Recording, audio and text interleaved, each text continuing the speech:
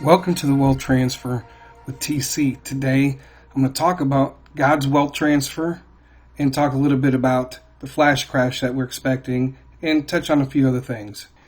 Now, God's wealth transfer is the end time wealth transfer, which is for end time ministry for the building of the kingdom of God, building your God-given ministry, building your God-given business, strengthening your God-given family, and most importantly, supporting evangelism for the spreading of the gospel until Jesus Christ returns. Now, right now, God is preparing you for what is getting ready to take place. I know there's a lot of people on YouTube, they're saying the wealth transfer is here, the wealth transfer has arrived. And I just want to be clear that, when we say that, we're talking about world view of wealth transfer, but not God's wealth transfer. And so there is a difference. There's a purpose in why God is preparing you for this moment. It'll be for moments that are within the future. And there are tasks that will be assigned to you that if you are to make it through the exams, the tests, into where you are an actual partaker of the wealth transfer as opposed to being a partaker of the Debt Jubilee. Because you're not supposed to be a part of the Debt Jubilee, right? If you make it through, you shouldn't have any debts that should be forgiven. So, when I see clickbait titles of the wealth transfer is here, the wealth transfer has started, we should really be beyond that by now because you would know when the wealth transfer is actually taking place or there's a wealth transfer event like the flash crash. Now, what I wanted to point out was the journey that God had the Hebrews on.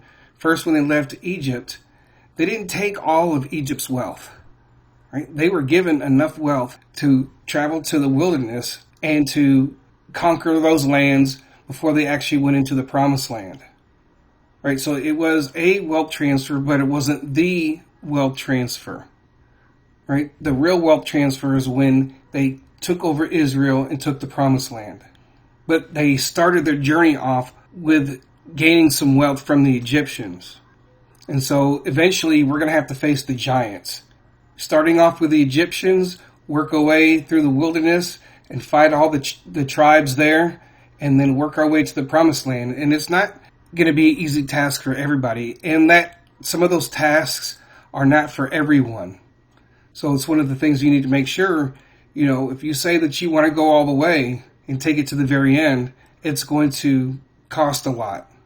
But most importantly, God is preparing us for a time period when things are not going to be so well. Now, I believe the Holy Spirit is sharing something with me that is very important that needs to be shared to the wealth transfer community. And if you guys remember, the Hebrews, when they left Egypt with some of the gold and some of the cattle that the Egyptians had gave them, right? They didn't take all of Egypt's wealth. But what did they do with some of their wealth when they were on that journey? Because they had enough to make it to the promised land, right? And if you remember the story, Moses was on top of the mountain, and the people were agitated because Moses had not came down yet. And so what did they do? They took some of their gold and built a golden calf, which angered God. Then Moses had to calm God down until he saw for himself what the people had done. What did Moses do? He burned up the golden calf, and he told the people, if you are with me, come to me. And the rest of the people were killed off, and that was about 3,000. But also that the Lord had plagued the people too as well because they had built this golden calf. And this is what's going to happen with a lot of different people, is that you're going to build a golden calf when you start to receive some of this wealth transfer. What you were supposed to be holding on to until you make it into the promised land, you were using it to build your golden calves. Your golden calves is not necessarily like different gods, but it could be, right? But it could be something that you've idolized in your life, right? It could be any type of sin. It could be a man or a woman, a wife, a husband, a girlfriend or boyfriend. Or it could even be some of these so-called dreamers and prophets or pretenders could be your golden calves. That's why it's going to be very important about who you listen to, because the people listen to these other people who wanted to build this golden calf. And it reminds me of the dream that Brandon had from last days, how people would not hear or listen to what was being said. And that's what Moses saw. He saw celebrating over this golden calf. And I'm sure that they were dissenting voices saying, hey, don't do this. I'm sure there were some people that were doing that, but nobody was hearing, right? And it caused destruction, it caused death, and it caused plagues. So 2024 is going to be the year that's going to be very important on who you listen to, because some people are just not going to listen.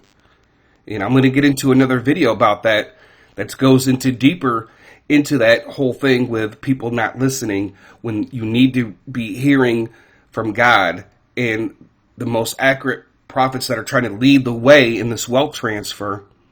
You need to be listening to the most accurate people, because if you're not, you're going to end up building golden calves and you're going to be cut off. All right, so currently Bitcoin is sitting around $71,431. And it almost had reached 74,000, reached 73,750, right? And it took a big dip, right, down to 68,000, right? People were kind of freaking out, like, man, is this thing really dropping? Because you went from 73,000 to 68,000, and there were a lot of people worried that it was just going to keep falling down. For me, I think that there's still one more prophetic word dealing with around the 75,000 mark. So I think that because regardless if a flash crash happens or not, before we reach 100,000, whatever the case, it doesn't matter because we're already in position. I wanted to share something with you guys that I think is very important. This was March 13th.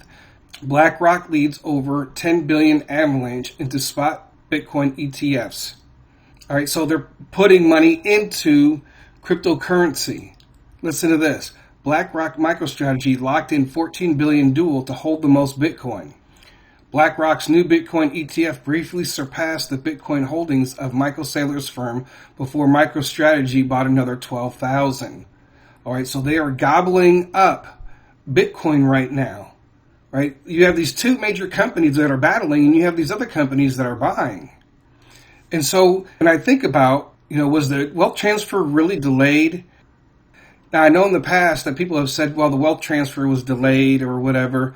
But the thing about it is, in what we are looking for as far as God's wealth transfer and transferring the wealth of the Egyptians to us from part of the world, because if you're not into every single area, like the stock market or the commodities market or the other different markets, as part of the overall wealth transfer, there are some people that are preparing themselves in every single area. That there are people that are trying to get to that point to where they want to take the wealth transfer all the way.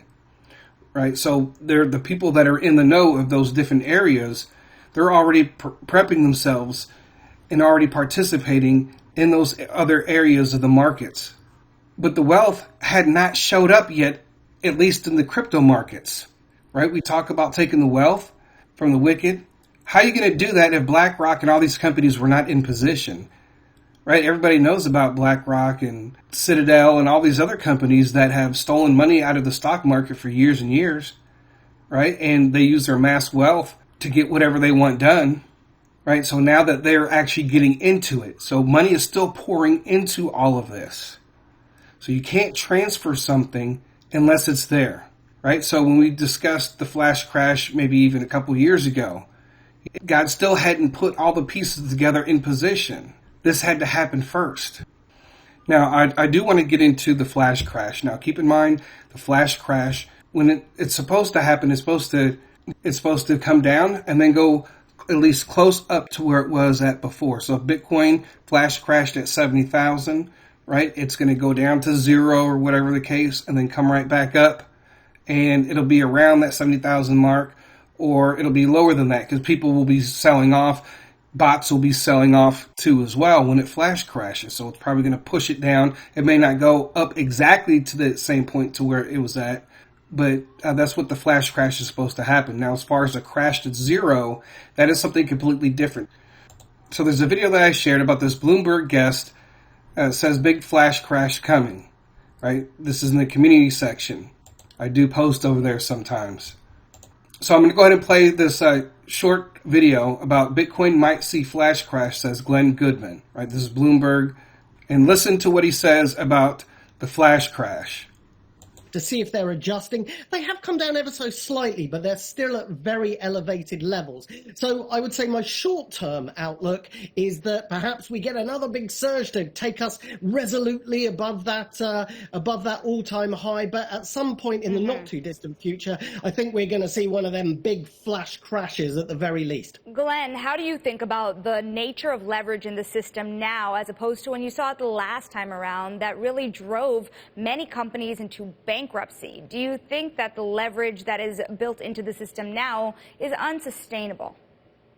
No, it's completely different. This is just a short-term leverage thing. As I say, you could wash it out within a day quite easily. You know, that's why I said a flash crash, because it needn't last for weeks. It could be a really big one just to get rid of those futures traders and allow us to have a more sustainable upward movement. It's nothing like the top of 2021.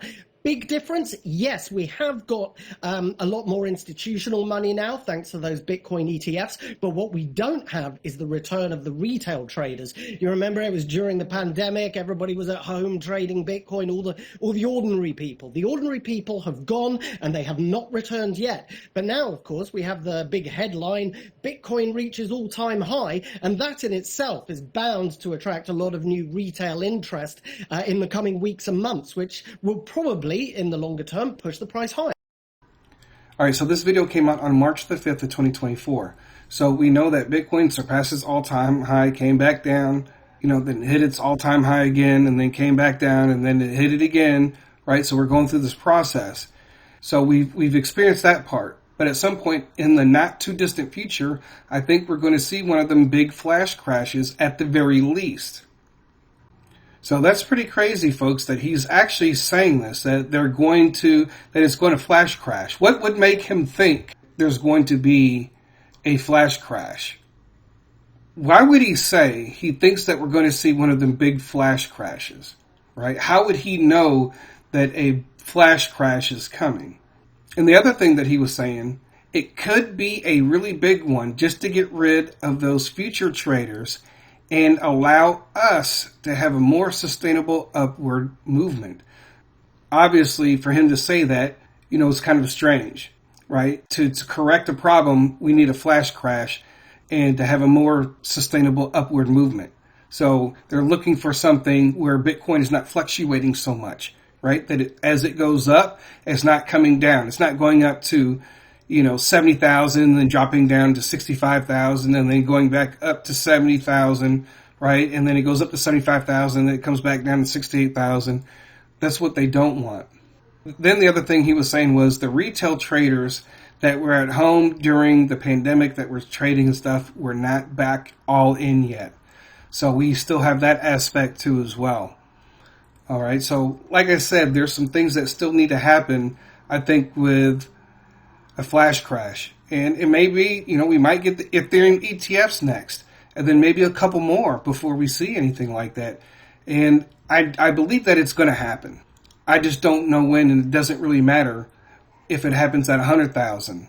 If we see Bitcoin go to 100,000 without a flash crash, remember I said if Bitcoin goes over 100,000 and then it flash crashes, right, then your investment, your low buy limit orders for all your cryptocurrencies would flash crash to zero. You get some of your orders filled and then it goes right back, Bitcoin goes right back up to 100,000.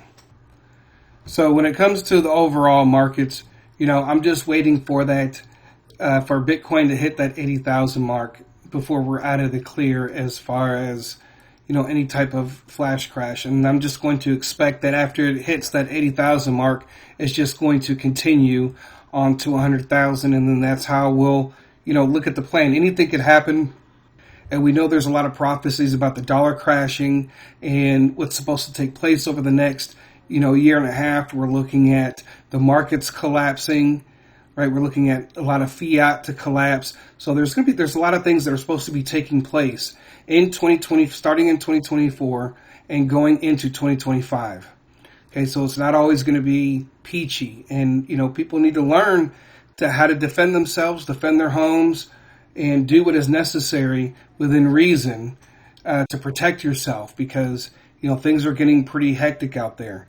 But when it comes to these eclipse prophecies, this is one of the patterns that I noticed that, when people start talking about the eclipse, all of a sudden everybody has prophecies, right? What God told me about the eclipse and all this stuff, even though that I've seen this and been through all this for many, many years, I've been studying prophecies since the 90s. And I remember even as a kid, watching these shows that were kind of like that talked about prophecies that were supposed to happen in the future.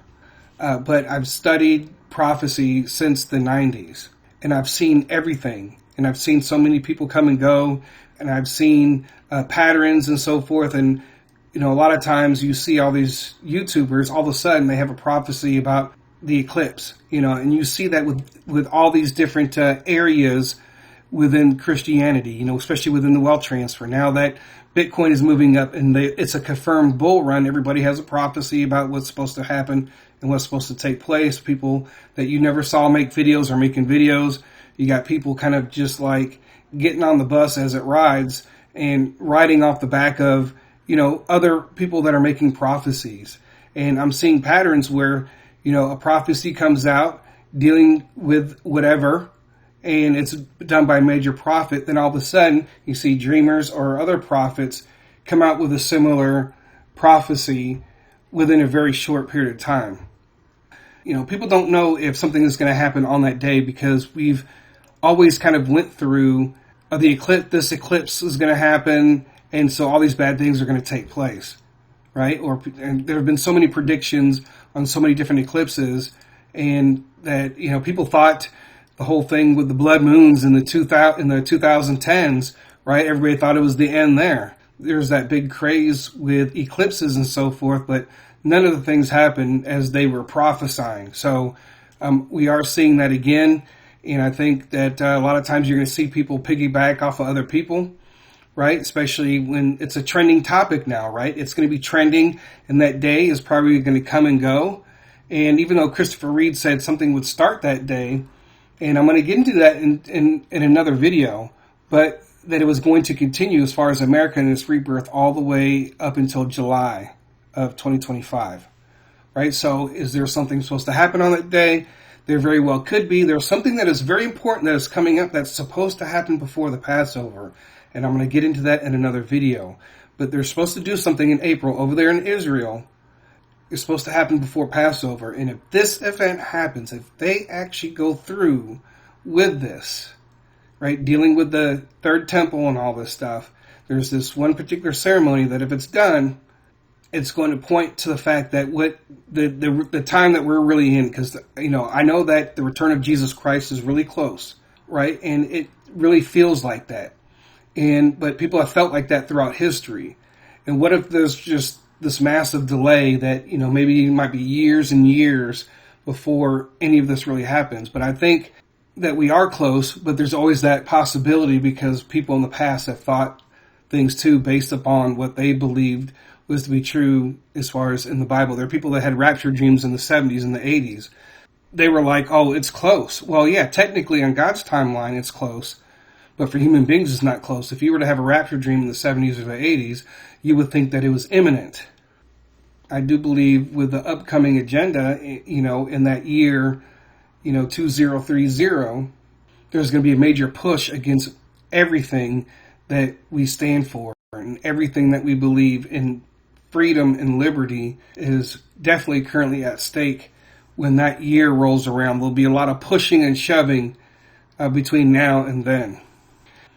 But I just want to remind folks that this is God's wealth transfer, and it's not here yet, right? When it starts happening, you will know, right? And we should be preparing ourselves mentally, physically, because of the things that we know that are coming here in the United States and across the world. I'm not just talking to people in the United States. I'm talking to everybody.